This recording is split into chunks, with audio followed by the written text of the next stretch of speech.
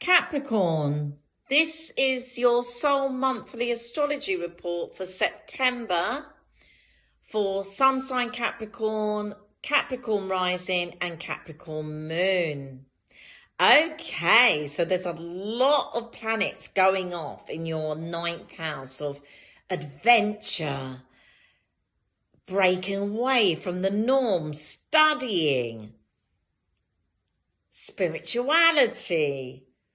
It's a really lovely house, actually. The 9th house is where you want to marry someone, or it's just really nice. It's a connectedness. It's where you develop, where you grow with somebody, and where you reach out with someone, So you've got the sun in Virgo in the 9th house. You've got Mars there, and you've got the new moon there. So there's a new shift, a new beginning, a new start. It's about your higher self, your higher education. So some of you Capricorns will be wanting to study something or to enhance your already, plethora of awards that you've got. You might want to go into that kind of thing. You've got sun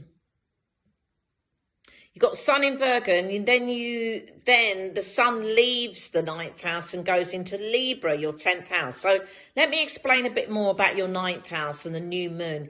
This will give you a new direction because it's all about your 9th house. It's about you traveling. Now, this means like you might have a different routine, or how you do things, or what you do and how you do it.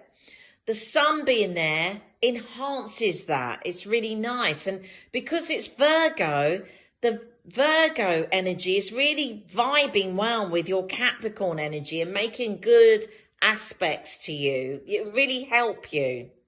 And also there's a full moon on the 20th in Pisces. So it's about the opposition as well. The full moon is about letting things go and how you once thought, and giving you a new sense of healing and emotional healing, because Neptune and the moon are together in the same spot. So it really helps you to let things go and to start again and to communicate in a creative sense, in a creative way. I was just about to say the sun, but I've told you about the sun. The Mars goes into Libra on the 15th, joining the Venus, Mercury, all the planets are there. Now, Venus will be there for a while because she has been, but she changes signs into Scorpio. Much better for you. Much more energy, much more love, much more balance in your 11th house of friends, groups, activities. So you'll be doing a lot of that. But you know what, Capricorn? It's all about your 10th house, and your 10th house is your ruler. And you're a cardinal sign, and Libra is a cardinal sign. So it's about you getting on doing, getting on, striving ahead, doing what you want to do. This doesn't mean that you take on the world. Some of you might want to. Pinky in the brain, if anybody was born in the 90s. You remember Pinky in the brain taking over the world. It's not necessarily about that. It's about how you strive in your world. What's going on? What are your aims? What do you want in your life? What are your aims, fulfillments and ambitions? Mercury is just about to teach you, because Mercury is retrograde on the 28th of September. Mercury goes stationary retrograde, meaning he does not move. He goes back and he just stays there. And what happens is, if you drop the ball in any way about your career, about what you want, or your aims and fulfillments and ambitions, Mercury will go, hold on, you have to go back in order for you to sort things out. Does that make sense? You have to go over old ground. Mercury is nothing to be frightened of, retrograde. It's taken me many years to actually vibe with Mercury retrogrades, because they teach you things. It might be a pain in the absolute goodness knows where, but I tell you what, it really, really, really helps you. It helps you. It's a pain in the neck, but it helps you to, it teaches you things. It teaches you things about yourself on Mercury retrograde, It tests your mettle and makes you stronger.